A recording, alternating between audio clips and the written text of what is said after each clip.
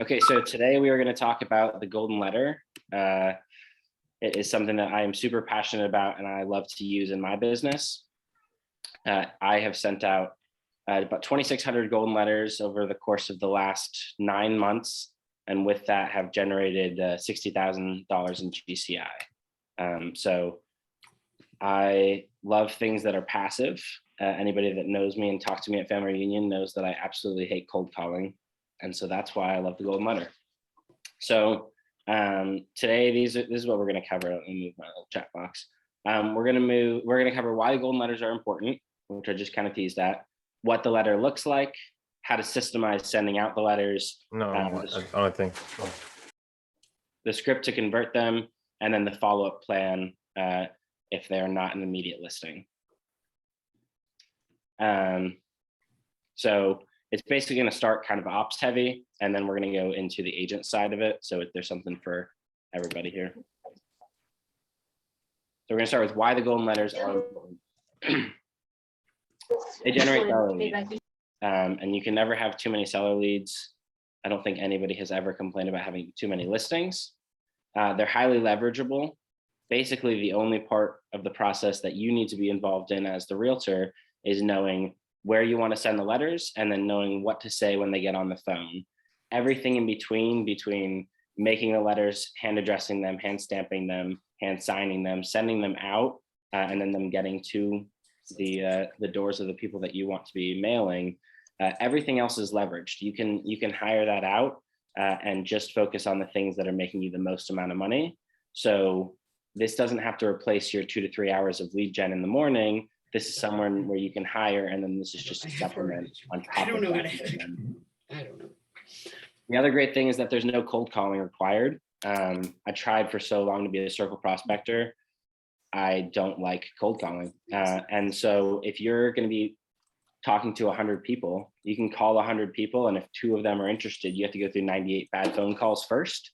But if you mail out 100 people and you get 2 inbound phone calls, you just saved yourself a lot of work.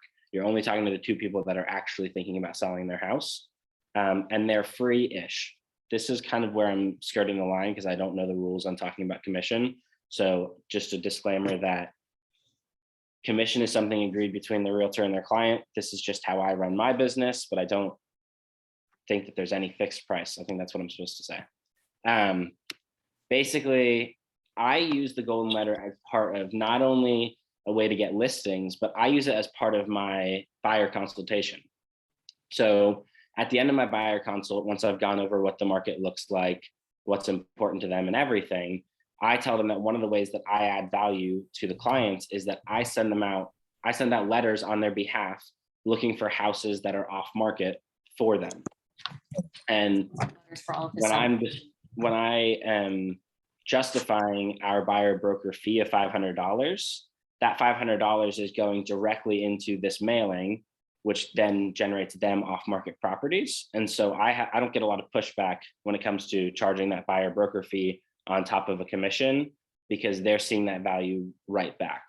I had some issues when it was, okay, we're using this so we can store your info. They don't want to pay $250 or $500 for that.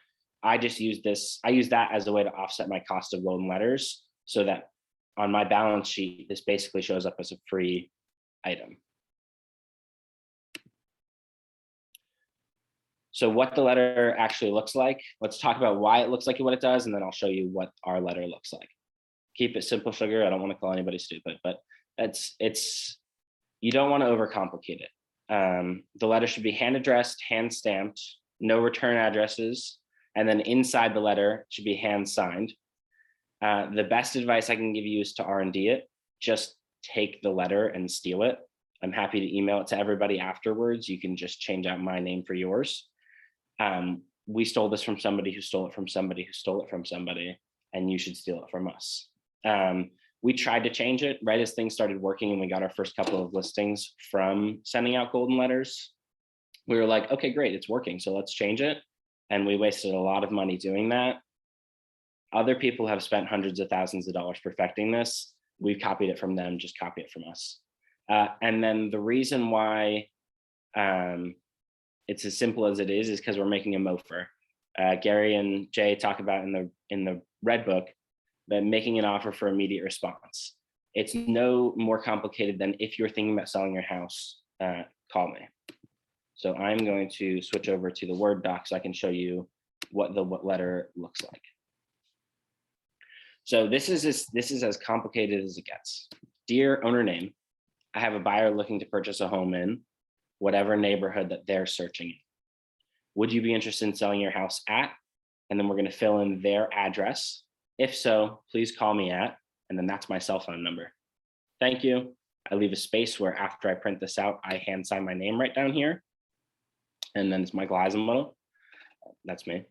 And at the bottom, we have our logo. And then this little disclaimer, because we don't want to get in trouble for soliciting listings. If your property is already listed with another agent, this is not an attempt to solicit that listing. That's as complicated as the letter gets. You can just steal this, and the rest just comes down to how high you can convert them once you're sending out this letter. And then, so I'm sorry, just figuring out how to swap back. So that's what the letter looks like. Are there any questions to this point? I've got a question. This is Ryan. All right, Ryan, go ahead. Awesome. I want to make sure you can hear me. So one question, I jumped in as you were chatting about how you cover the expense. So I dropped a comment in the chat box, but can you go back over how you cover that expense with the buyer brokerage fee that you charge? And then also, are you going to send out a link, like a shared link to that template so we could possibly use it? Absolutely. Yep. Everybody that signed up through Eventbrite put their email in. And at the end, I'm going to email all the resources that I talk about here. So here, let me go back.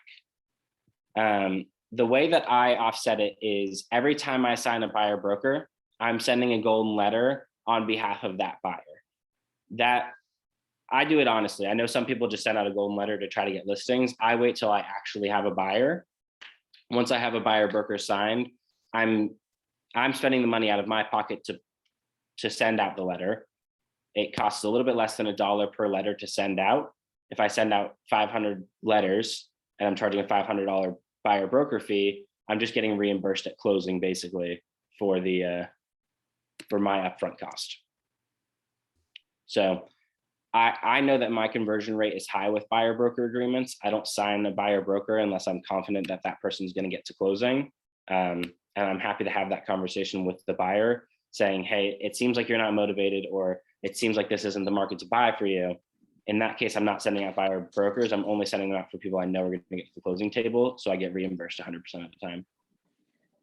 That makes 100%. That makes sense. So you basically do it, reimburse that closing. Exactly. They're paying that $500 buyer broker fee. Like I said, there's no standard, but a lot of the teams around here, I have noticed, charge a buyer broker fee around $250 to $395. Ours is higher because we feel like we add more value, and we just explain that to the client. And if they agree to it, then great. And at that consult, you're figuring out where they want to be, so you know where these letters are going to be going to. Precisely. Yep. We only fill out, we have them fill out 4 quadrants, basically: needs, wants, don't wants, can't haves. And with that, with what they're filling out, we go to the MLS, and with almost 100% accuracy, there's going to be 2 or 3 houses on the market for them, because we have the conversation as we're going and we know what's on the market, that there isn't going to be a lot of houses. We're a very small area. We have less than 300,000 houses on our 77 miles of coastline. And if somebody's looking in one particular city, there might be 50 houses for them. If they narrow it down to their square footage range, their price range, and what they need from the house, we're down to 2 or 3.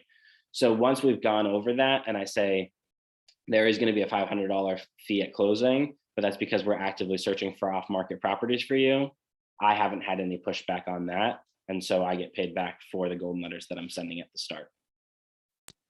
That's incredible. Thank you. Yep, of course. Hey, Michael, I got a couple questions for you. Go ahead, Xavier.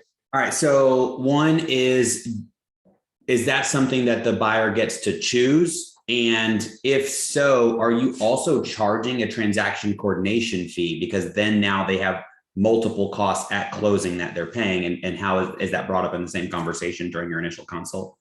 So that $500, it costs about $400 to send out our golden letters for 500. There is not a separate transaction fee. We just have it built into the commission that our transaction coordinator is part of our team. We keep it in-house. Okay. And then I have never had somebody ask to opt out of me searching for off-market properties for them. We Right. are also, I would rather not take a buyer than take a buyer that wants me to do discounted work. That's just how I run my business. I know how much work I'm going to put in for them. So I see a lot of posts of, oh, I've got 20 buyers right now and there's no listings for them. I usually don't run more than 4 or 5 buyers at a time because I know 100% of those 4 or 5 are going to close. And so the people that I have attracted by looking for that clientele are not worried about $500 to try to get an off-market property, at least in my experience. Yeah, that's awesome. So do you, like at what point in the process do you provide that service? And the reason I ask is, well, let's say, I know your area is smaller, but let's say Tampa Bay, right? Sure. Until we can narrow down a neighborhood or community that someone says, this is where I want to live, or they've already come to us with that, it's kind of hard to just blanket say, I'm going to send letters to the entire metropolitan area of Tampa Bay. So Yeah. Even in the Space Coast, how do you, at what point in that process do you narrow down and then start sending that? Yeah, we just do a more intense buyer consultation. So we walk them through. I'm happy to do. It depends on the client is the short answer. So some people that are all over the place that are moving from out of state, they don't know our area. They just know they got a job at an engineering company in Melbourne and they want to be within 20 minutes. So we'll go and do some showings. And then as they pick their area, we'll send it a week into the process. The people that are local and upsizing or downsizing, they know where they want to be and we'll send it day one. All right. Any other questions before we go on to how to send them out? You had one other question about the disclaimer at the bottom of the letter. Just, Okay. it's probably the verbiage for it. Can I go back to it? Absolutely. I'm going to also send this out as a resource, but I'll show it again real quick. At the bottom, if your property is already listed with another agent, this is not an attempt to solicit that listing. You can get in a lot of trouble, at least in Florida, but I'm pretty sure all across the country, if you try to solicit a listing that is already signed by another realtor. So we just put on there, hey, we're looking for our buyer, but this isn't trying to solicit a listing.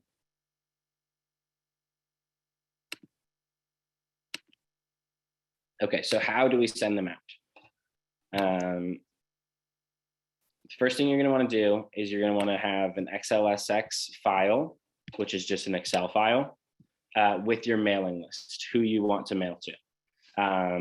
You want to make sure that they have section headers with the owner's name, site address, and mailing address. There are several different ways that you can get this file. The one that's cheap is, not even cheap, but free, is you can go to your local tax collector or property appraiser's website and narrow down your search and get a mailing list right from there. At least in Brevard County, we have Brevard County Property Appraiser's website, and we can get it for free. There's also a couple of paid websites, paid subscriptions. The best two that I've seen are directmail.com and Data Axle. But I'd suggest you go and try to find a free version because most of this information is public knowledge anyways. Because all you need is the site address that you want to sell, the person's name who lives there, and then that person's mailing address. Those are the only 3 things you need. Most of that is public record, and you'll know where to find it in your area. I just know ours is Brevard County Property Appraisers.us. And then we're going to do a mail merge within Word. I'm going to go over all of this, and then I'm going to actually do an example because I already have a pre-made list to show you how that works. I would suggest that you print in sections of 100 or less, unless you have a crazy high scale printer. Word gets glitchy with the mass scale mail merge, and when you're printing more than 100 things at a time, we've had issues with our printers, and it costs a lot of money in terms of paper and ink, and we want to make sure that we're being intelligent with our investment in our lead generation source. And then hire somebody. Like I said at the start, the only 2 things that you need to do is know where you're going to send to and know what you need to say when somebody calls you. everything else in between can be leveraged out by an assistant. We use a person that works in our office. I'm sure somebody with a more talented virtual assistant can get this done for less money than we do, but we know our quality control is really high. So I'm going to go, this was the golden letter that I sent most recently. And this is our Excel file that I'm switching over to. So here's what our Excel file looks like. We've got the site address. So we pulled all the ones from our local property appraisers for all the houses in Century, at least 2,000 square feet, and they had to have a pool. So I know that's what this list is. This was the largest one we ever sent out. It ended up being just over 700. And the buyers, when we said 500, they said, can you just, oops, sorry. They just said, can you tell us what the price would be to send it to every single house in Century over 2,000 square feet with a pool? And we did, and they were willing to pay that. So it ended up being, I think, 750 odd something. So here's all you need is you need the site address typed out like this, how you would see it in a letter. The owner's names also typed out like you'd see it in a letter. And then their mailing address, the format doesn't matter. This is just for your own reference as you're hand addressing them. And same thing with the mailing city, state, and zip code. So we're gonna head back to the Word. Does anyone have any questions about this while I'm on this page?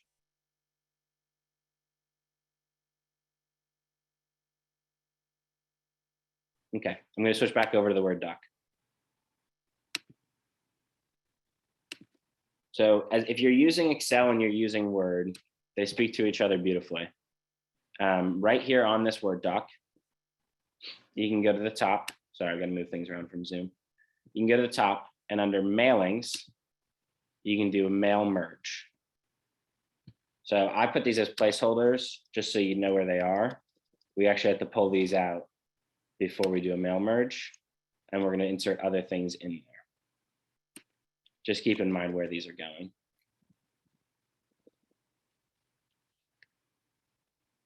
So we're going to start a mail merge. We're going to do letters. We're going to select our recipients, and we're going to use an existing list. I don't think my Finder just came up, did it? Well, anyways, I'm just pulling up that same Excel sheet.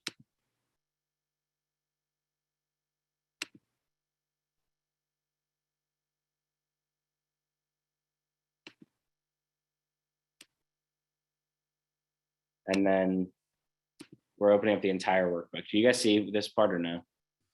Yeah. Okay, good. Yeah, we can see it. Perfect. So we're pulling up the entire workbook. And then now we're going to insert merge fields. So right here, where I want their name to be, I'm going to insert what I had labeled as full name on that Excel sheet.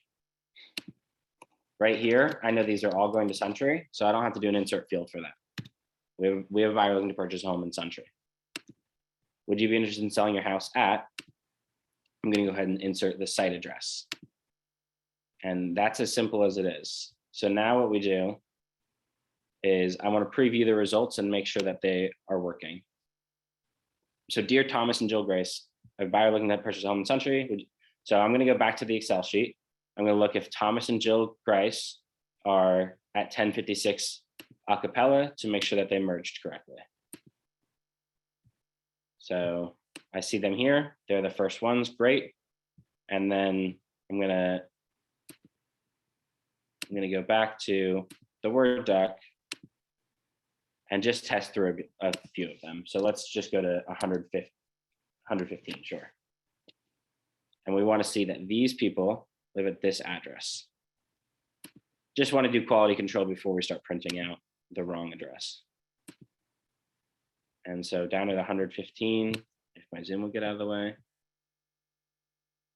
we have, yeah, it's line 116 because it's 116, it's 115 people. We have the right name and the right address, so we know we're in the clear.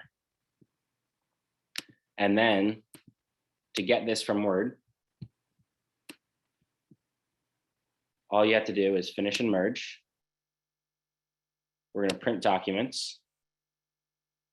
And then I would recommend doing only 100 at a time.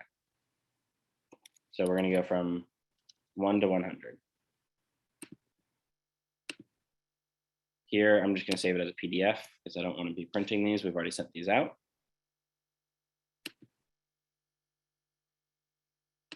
Okay. Let's open it as a preview, make sure it pops up right.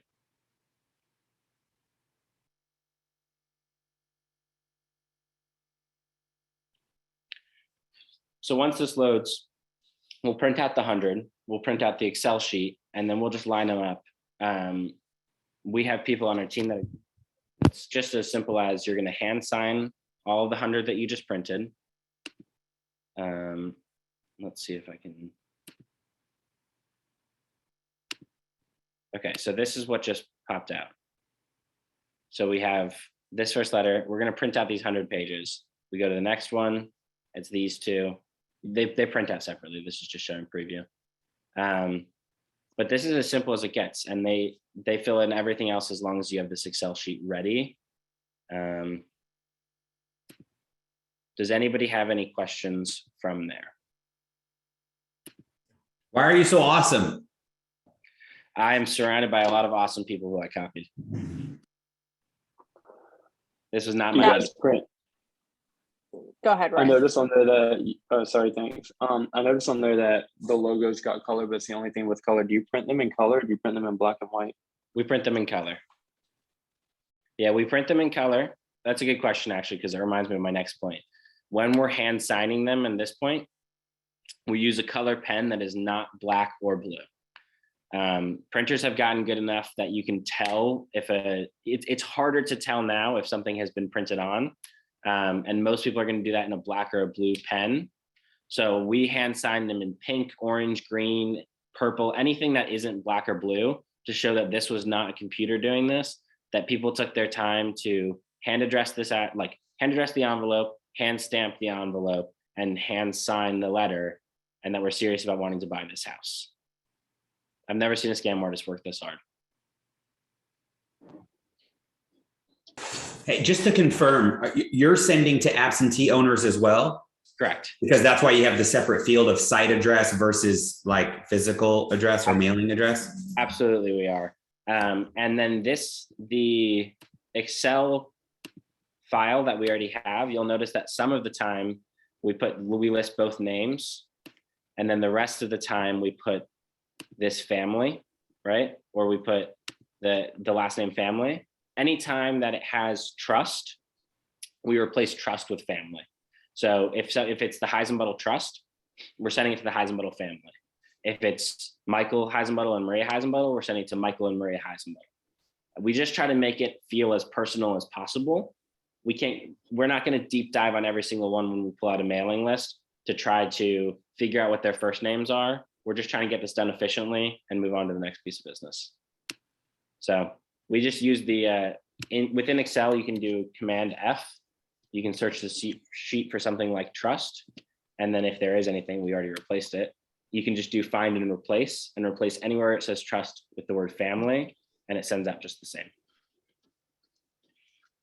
So Hey, two Michael, I things. have a This question. sounds. No, who that is? That's hey, you can Megan. go first. Hey, Brandon. Hey, Megan. Hi, Megan. Hey. Y'all go first. Ladies first. Okay. Okay. Thank you. So two things. Sounds like you need to teach an Excel class because this is amazing. Thank you. Second thing is, and I could have missed it. So from like the BCPAO website and our website here, our tax collector website, our property appraiser, how do you get it to flow over to Excel? Sure. Let me show it on ours. It's not going to be applicable to everybody, but you probably have a similar website to our county website. So let me escape here. And then let's bring up BCPAO. So say we're doing, I'm just going to pick an area that I've sold houses in recently. Let's say Pineda Ridge, right? We're going to look in the property search and we're going to look at the neighborhood. I'm going to type in Pineda Ridge and get everything that pops up in this subdivision. So it looks like there's 176 records. we're going to export results, XLSX, and it's just going to pop up as the Excel file. You just have to clean it afterwards, basically. So like these ones, we're not going to send it to the Home Depot that's right in front of Piney Ridge because nobody's wanting to buy that. And then this is going to be like the gate and everything. But once you get onto the third or fourth page, that's when you start looking at the houses. So like, these are the people that own the houses. This is the mailing list that we're looking for. And you can export results right at the top. Most property, I know Indian River also has this, like that county. So most local websites are going to have a mailing list, just exporting results. Did that answer it, Megan? It sure did. That's awesome. Thank you. Awesome. All right, Brandon, you know. Hey, alrighty. So I decided to go eat because I was gonna get hangry. So that's why I am driving to the office. But in the phone number that you are giving in that, is that somebody's personal cell phone number, or is that something that you go ahead and it's one of those websites so you know exactly if you get a call from this, it's from one of the letters that you sent out? It's a great question. So most people run it, or I guess it's kind of 50-50 in the golden letter community. This right here is my cell phone. If I get a call from a stranger, I'm picking up the phone saying, hey, this is Michael every single time, whether it's a golden letter, another realtor, it doesn't matter. My mom, that's how I pick up my phone. Hey, this is Michael. And I just let them talk. I'll go over what my script is later. Some people will have a Google Voice number that automatically goes to voicemail. They're going to listen to that voicemail, figure out the details of the house, have it all up in front of them, and then they're going to go ahead and make the call back. I know a lot of people that have success with that. I have just found that I have more success when people are fresh. I just do better under pressure. And when I try to prepare to call back, I over prepare and I waste time. So I like to just have them go right to my cell phone. Awesome. And then the other question, because I jumped in 4 minutes late and the Wi-Fi is a little spotty, but you may have covered it in terms of, let's say somebody calls you back and it's like, hey, we're interested in going ahead and seeing how, what kind of offers your buyer wanting to put in. Are you now signing either a listing agreement, or are you treating it more like a FSBO where you're just representing the buyer and then you have a commission agreement set with that owner? That is the perfect transition into the next section. Okay. We haven't talked about it yet. So, okay. So the next part is the script. So this is what I'm saying when people actually call me, which seems like what you're asking. I always pick up my phone excited. Most people that are calling when they get a random unsolicited letter to their phone, to their home, is either angry or confused. They want to know why you're sending them mail, or they don't want you to send them mail anymore, or they're just annoyed because too many people are sending them mail. Whatever it is, most people are immediately off put. Nobody's super excited that you're sending them a letter, and that's just part of it. I'm going to go over the full script, but I think the two most important parts of putting quotes here is you must live in. So for this example, when we were sending out to Suntree, I only send one golden letter per week. Like, I mean, obviously a batch of them, but I won't send any more than one letter. So I know exactly who's going to be calling me that week. So we'll go over this in the next slide. And then being honest, like most people think that I'm either mailing absolutely everybody and it's a scam, or that I'm mailing only them because my buyers drove past their house and want that specific one. Both of those are not the truth. So I want to make sure that I'm clear with them. And when you're honest with people, it wins their business. And then my favorite golden line is the golden line of the golden letter I'll put right after the script. So I just pick up the phone. Hey, this is Michael. It's me. And it's usually something along the lines of, hey, I got your letter about selling my house. Great. You must live in Patriot. I put Patriot. I forgot I was doing Suntree. Great. You must live in Suntree. I'm helping this wonderful couple, Bob and Lauren. They're looking for a pool home with a view of the lake and at least 2,500 square feet. Does that sound like your house? This tells them exactly what they wanted to hear, that it wasn't just to them and it wasn't to everybody in the world. People know that in Baytree on a lake, 2,500 square feet, there's about 100 houses. That's the people that live there know that.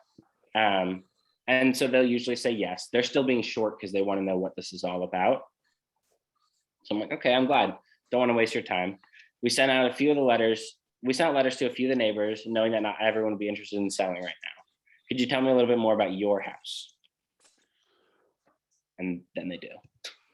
And then we start to assume the sale, and you want to learn their motivation. When you sell this house, where will you go next? And that's going to give you more than anything else. The rest just kind of carries a natural conversation. Depends on the person. This goes any number of ways, but once you know the information on their house and where they're going to go next, they're a lot more likely to meet with you. Now, when I'm setting up that initial meeting, I'm not going into it as a listing appointment. The reason being is that I sent them a letter saying I have a buyer that wants to buy their house. I didn't send them a letter saying, hey, I'd like to list your house. And so their intention is very much, I want to sell my house to a buyer, which is great. I actually have a buyer, so I'm happy to do that. However, I know as a professional in this market that people will net more money if they list their house. And as a team that dominantly lists houses, we want more listings. So the line that I find has most success after conversation has been flowing for a bit is, would you be comfortable selling directly to my clients, or do you definitely want the competition of multiple offers on the open market? That's my closing line, because it doesn't ask them to list their house. It almost asks them not to list their house, right? We want to say, oh, would you be comfortable selling directly to my buyers? Or do you definitely want the competition of, almost like that's a bad thing, and they want to say no to me. They want to say, oh no, I wouldn't be comfortable selling directly to your buyers. I want to list. That's what most people have said.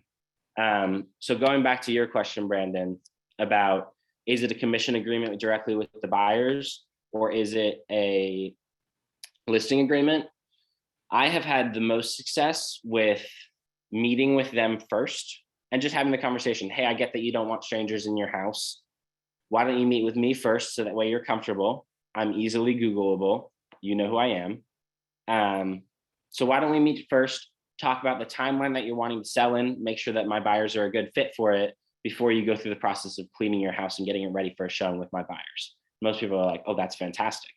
I don't want to have to clean my house. I'm like, I walk through 10 houses a week. I don't need to see it clean. I just need to see what the details are so I can share them with my people. And then we'll sign a listing agreement with an MLS exclusion. So I'm not listing their house, but I'm also ensuring that nobody can come and cut me out at the end and then list their house, because I sent them a commission agreement with just me and my buyers. I had one situation where I sent a commission agreement. I went and did a showing with my buyers. The buyers were not interested in writing an offer. And it was like 7 at night. And I was like, okay, fine. I'll call them in the morning and let them know that the buyers aren't interested and see what their plans are. I woke up the next morning, their house was on the market. So now I only send I sign listing agreements with MLS exclusions. And I say, okay, if it doesn't work out for this buyer, we have other buyers. Last year, we sold 165 homes, and we have plenty of buyers that are probably going to be interested in this house. Could we just have this agreement signed? That way, when they're ready, I know that you're ready to sell. And then if you change your mind and you do want to list, it's an easier process. It's an easier transition to get your house onto the market, and we can start all of our marketing materials. And that's basically how we run it. I have that conversation about the MLS excluded listing agreement in person, because if you say something like that on your first phone call, it goes way over people's heads. Can you say that last part again? Okay, blah, blah, blah, let's just sign it with the MLS exclusion. That way it's an easy transition. Yeah, absolutely. So we sign a listing agreement with an MLS exclusion with the commission already agreed on, because if they sell directly to our buyers, then we don't need to just do a commission agreement. We can just cover our entire pool of buyers, at least in Florida. And I don't know contracts anywhere else, but a commission agreement is directly between a seller and one buyer, like that buyer's name, where a listing agreement with an MLS exclusion means we're not putting it on the market. We're not marketing it in any way, but they are tied to us because they can't list it with somebody else. And it works for more than one buyer. Yeah, So what is that little script? That little script you said? Yeah, blah, blah, blah, it'll be an easier transition. yeah, so we would sign an agreement with an MLS exclusion because if your timeline works out that you don't want to list your house now, we still want to be able to tell our pool of buyers. And when you are ready to list your house, it's an easier transition to start our marketing and the quick sale of your house. Thank you so much. I appreciate that. Of course, Hey, Christina. Michael, Yep. What's up, Brandon? I'm going to be very tactful and careful in how I phrase this, Okay. because we don't want to be accused of, you know, Commission fixing? exactly. So obviously, if you're going to do a MLS exclusion from the market, you're not doing any marketing material. You already done that. I would probably suffice that most people, you're let's say having a commission that would be traditionally like I know what you're this asking. advertising. I can answer it from this front. Exactly. Thank you. So we have the commission that we charge, and we put that in our listing agreement at as it would have been. And then in the additional terms of our listing agreement, we have a discount of X% if they sell directly to our buyer and there's not another agent involved.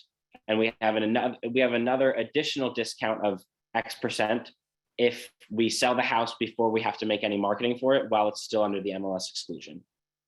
So we have them sign on the front end at what we agree on for our listing price. Okay. But then it builds in the fact that if they sell directly to our buyer, it's a smaller commission than had we listed it, marketed it, and taken all the costs that are incurred with that. Okay, come through. I'm here for that. That's awesome. I feel like I didn't break any rules there by sharing how. No, that was perfect. That was perfect. Yep. Thank So you. we just have it listed as 2 separate discounts in the additional terms. Okay, awesome. Yep. Any other questions so far? We're doing pretty good on time. We still got 20 minutes, so. All right, how to follow up. I already shared the story of the fact that I failed on this end and sent a commission agreement, thought I would follow up. And so basically the follow-up is get in person with them. You're a stranger that sent them a letter. Even though you can be kind on the phone, we learned it at family reunion a couple of weeks ago, 82% of sellers hire the first realtor they interview. So be the first one. If they're calling you because they got this letter and they say, hey, we're ready to sell in 6 months, I'll just tell them the truth. Okay, my person needs to move in the next 45 days, so I don't think it's a good fit. But tell me about your house because I might have buyers upcoming. I'm never going for a listing appointment. I'm going to try to get in person to build rapport. I know where I succeed and I know where I fail. And I'm very successful when I'm in person with somebody. That's why I run so many open houses. That's why I go on a lot of appointments. But when it comes to being on the phone, following up once a week to see how they are or if their timeline has moved up is just not something I'm good at. I'm a belly to belly, face to face person. So I get to somebody in person, and it doesn't necessarily mean, hey, I want to walk through your house to see if I can sell it. It could be, okay, when you were telling me about your house, you said that you haven't done any updates since you moved there in 2010. Is there anything that our team's handyman should come out and take a look at before you get your house ready to sell? Or what's your plan for moving all of your stuff? Do you need to have our team's recommended mover come through and do a consultation on how much that's going to cost? And then I'm showing up with whatever vendor they say yes to. Like I'll go with the handyman, I'll go with the stager, I'll go with the painter. I don't care. If somebody's going in person, I'm going in person with them, and I'm just going to build rapport. And once they've come to trust me, that's when I say, okay, this is how it works. And then we're signing the MLS excluded listing agreement, even though they're selling 6 months from now. Like I know now in March, I have 2 listings coming up this summer that I've already signed and don't have to worry about. And they won't go on the market, one until June and one until July. But I went in person with them, met with them, and explained the process. And we didn't even have to do a full listing presentation because by the time they saw the vendors that we worked with and they were impressed with that, and the fact that every question that they had, I had an answer for, or I would find them an answer for, they didn't need to see what marketing we're doing. They trust the fact that we're going to sell it. I have Okay, a question. Yeah, go ahead, Christina. So in your for that example, say I go on a listing today and they don't want to list for like 3 months, where are you putting that it's going live on the MLS in the additional terms? I don't. I just let them have a MLS excluded because I don't want them to feel constrained by a date. If we sign an agreement in January and right now the plan is for them to list in June, I don't want them to feel like in May, if they're ready to sell, they have to wait. And I don't want to feel like if it's in June and they want to wait till July. Either way, I have it signed. I'm already telling my buyers about it. I'm telling other agents about it. Megan and I are in the same market center and she knows my listings that are coming up this summer. Because if she has buyers, I'll sell it to Megan off market. I know Megan's going to get it to closing. So I don't put a date in there. I just put the MLS exclusion. And then when they're ready, whenever that is, we put in, what's it called? It's not an addendum. It's basically like a change to the listing agreement. The change order thing? Yeah, change order. Thank you. It's a Cool, change cool, order to the okay. listing agreement, and we just remove the MLS exclusion. Okay, and you just call them like, hey, I just sent the 1-page thing.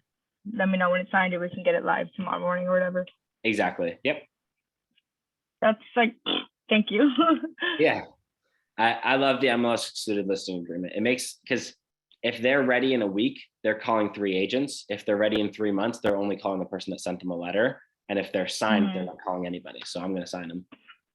And in the meantime, say you're 3 months out, 4 months out, what is your follow-up? Are you doing follow-up, just to make sure you still got them and everything like that?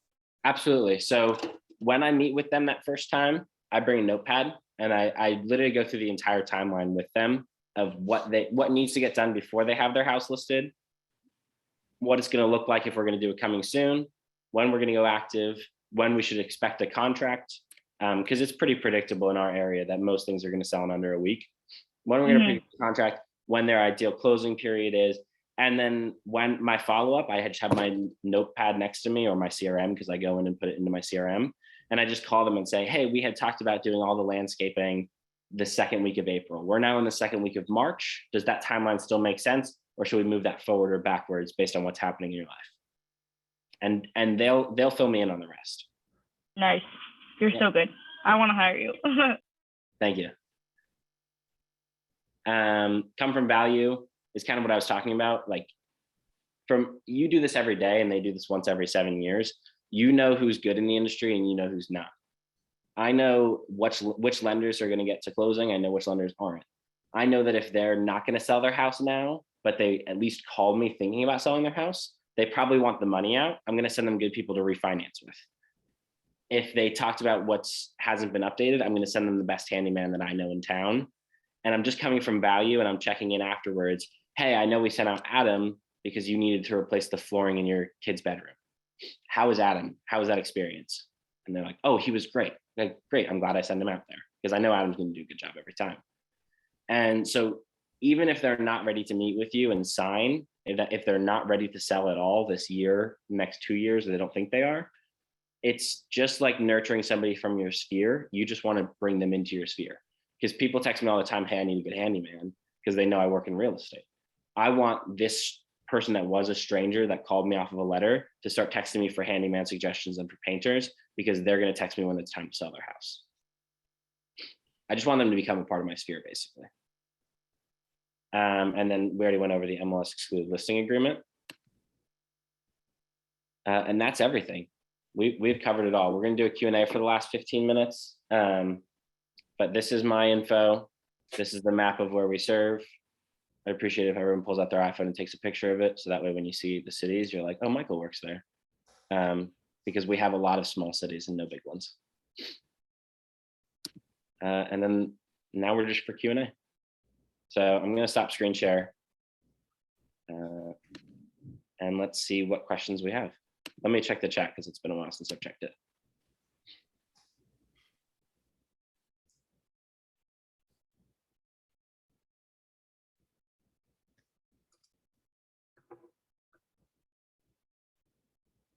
Hey, Michael. Hey, how's it going, Alexander? Good to see you again. It was nice being in Florida. I'm really happy this became a Zoom thing because I was like really kind of pumped about connecting with you about this. You said earlier you're going to send out a lot of the information that was on the slides as a resource. Yep. Are you going to do that in the Facebook group? Yeah, I can do it in the Facebook group too. I just have everybody's email from Eventbrite and was going to send it out through there. But Yeah, that's- I'm happy to put the Word doc that everybody can copy and paste and make their own. And then I'll put the Excel file that we had sent out from that Century list. That way people can see how we format it and just R&D that. Okay. Let me write that down actually, so I actually do it. I have a question. How do you track your, I guess, RI and like the zip codes that you've already, or the addresses that you've already mailed out to, so you're not like doubling and accidentally mailing the same people over and over?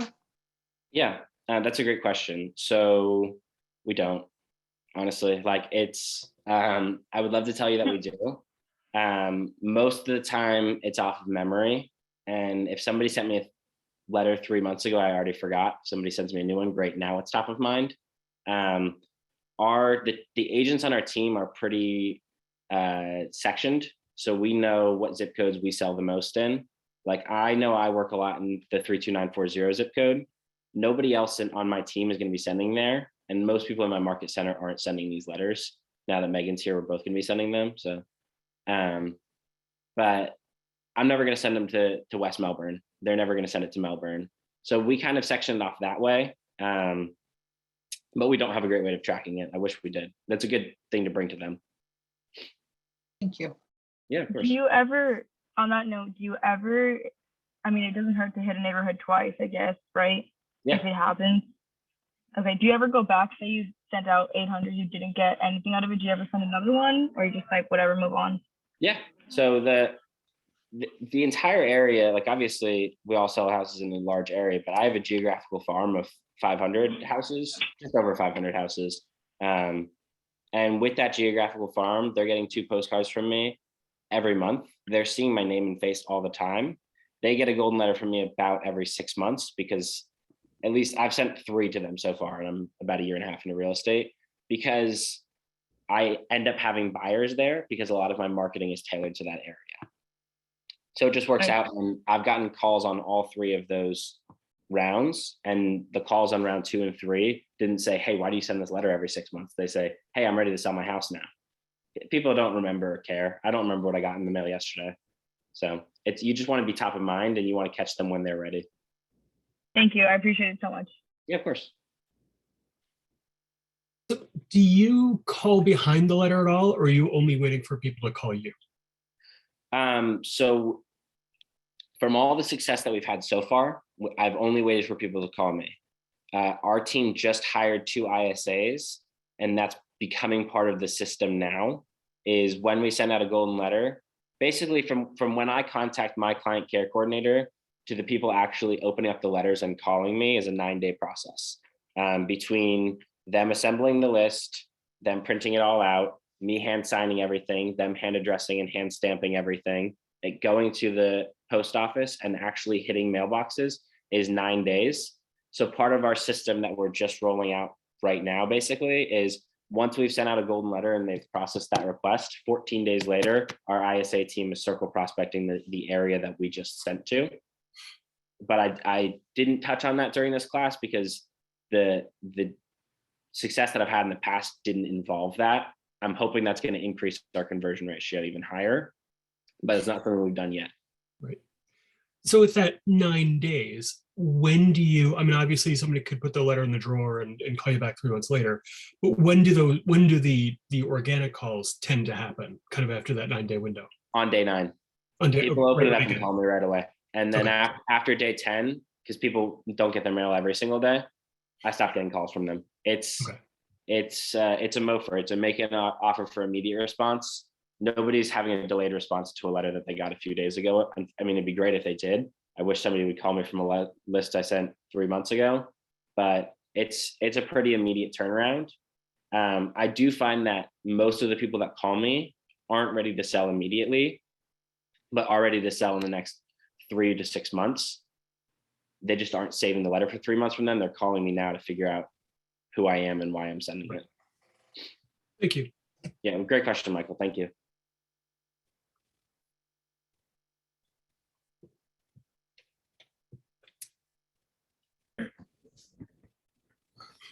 What kind of envelopes are you sending them in? Like a plain white envelope or? Yeah, so we are now using a plain white envelope. We found that the people that we were used to send like the bright red envelopes just to stand out. We found that the people that were calling us off of those thought that they were too gimmicky as a way to, like, it was more calling to say, hey, stop sending me mail, rather than, hey, I'd like to sell my house. They were just kind of annoyed that we were doing it more than anything. I have been to a lot of golden letter classes, as this is a big pillar of my business. There are a lot of things that other agents have had success with that I have not, or at least is not something that I would want to do. For example, some people will use because we're hand addressing and hand stamping them. Some people will use a birthday stamp or a wedding anniversary stamp, something like that. That's just not who I am. I'm sure that it has success, but I'm not gimmicky like that. So I just send a normal white envelope, hand addressed, hand stamped with a normal stamp. Yeah, it's actually like a big part of my business too, but like I feel like I can scale the way that you're doing it more than how we're doing it now. But we send them in like little like purple Yeah, or blue, like things like that, but nothing like too brighter in your face. So yeah, we were using like bright red, and like it was a little obnoxious, and people like would call and say, hey, this is a little obnoxious. So And Michael, yes, Brandon. when you say hand stamp, are you talking about like a wax seal on the back, or you just talking like a postage stamp? Just a postage stamp, but there are a lot of companies that will do mass direct mail, and it's not a person peeling it off and sticking it onto the envelope. It is like built into the envelope. Like you can buy envelopes that already have the postage on there, and we are making sure that it's just the stick on. Okay, awesome. Because for some reason machines don't do that, or at least those companies don't.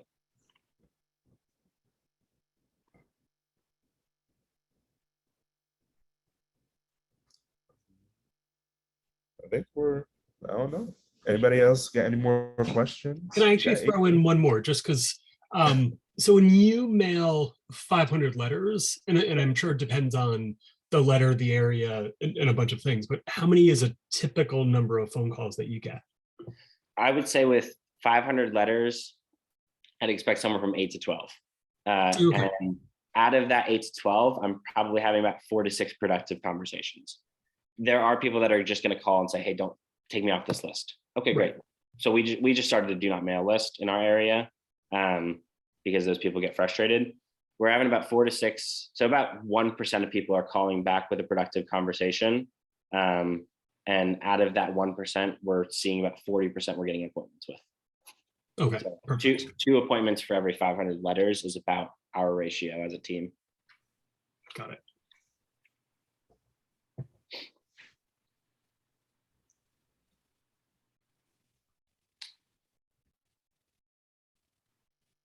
I'm happy to end early if nobody has questions. I'm glad that we got through it quickly. It seems like it was everybody was involved, which I really appreciate. I have It a was a question. lot of info and it was really good. Thank you. Yes, Courtney. Just to be sure that I heard this right, because I've been working on golden letters. Usually we have a company that we use, but this time I was like, let's try to do it in-house. Did you say that it's it takes you 9 days from start to finish to get them out in the mail? 9 days from when I contact my client care coordinator on our team until the letters are in the mailbox at the person's house. Are you thinking that's long or short? Short. It's taking me a little bit longer, but I'm also got 500 things going on because I'm the admin. So I can't focus on one thing, but I was just making sure I heard that correctly. So that's a good question to lead into the next part, which is our team setup. So we have 6 agents and we have 8 success team. So we have more admin side than we have agents, which helps a lot. So our process is basically after a buyer consult, I go back to Corinne, who's our client care coordinator, and I say, okay, great. This is their list of needs, wants, don't wants, can't haves. Let's create a list of houses off of this. We're just searching in our BC POW, that website that I showed you guys, to try to find houses that are similar to them. She's taking that list and turning it into an Excel file. And then she is reformatting it because all the names come in uppercase. They have trusts, they have LLCs. She's scrubbing it basically and wants to make sure that the people are, we want to make sure we're spending our money wisely to send out letters to these people. And that is about usually taking a day or two. And then we have an intern who is not one of those 8 full-time people, who is a high school intern that wants to get into real estate after high school. And she's the one that is taking that list and she's hand addressing the envelopes. And then I still hand sign all my own. I know that anybody can forge my signature because everybody on my team is pretty good at forging signatures, but I feel inauthentic when I don't hand sign them myself. And I want to know if I'm making these other people on my team work, I want to make sure that I'm putting in some effort. Just a personal thing. You don't have to do that. And then, so I hand sign the printed letters. She's hand addressing them, our intern Josie. She's bringing back in the envelopes. She's giving the envelopes to our client care coordinator. I'm giving the letters after I've hand signed them to her as well. And she's bringing them to Promise of Brevard, which is a local nonprofit in our area that provides jobs for people with autism, adults with autism. And as part of their services, we pay them and they stuff envelopes. And it's a way to keep them employed. It's a way that we give back to our community to try to fund them. And so they stuff the envelopes and they bring them to the post office. And basically from when I first contacted Corinne, it's a 9-day process till they're in the mailbox. So that's how we run it. Michael, are you saving the letters in like a private folder for future use if you have a client in that area later on and you don't get a response from someone, or is it just a rerun of the mail merge function every time? It's the mail merge function every time. So we cater them directly to a buyer. This one you'll see, if you saw the Excel file, it was named like Century Super Duper List. It's because it was 3 clients all merged together. But usually, like, got a client right now named John Crawford. Usually if it's John, it'll be like John Crawford mailing